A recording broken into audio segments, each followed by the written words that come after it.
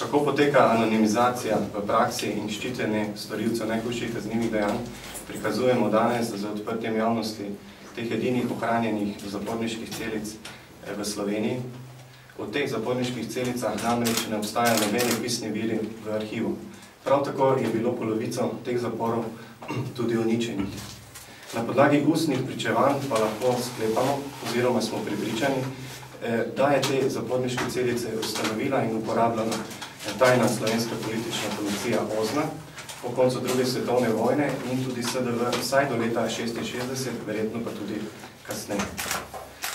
Odkrite so bile šele leta 2007, ko je posebna vladna delovna skupina pod vodstvom ministra dr. Lovra Šturma odkrila te celice, kasneje pa so bile tudi zaščitene kot kulturni spomenik državnega pomena.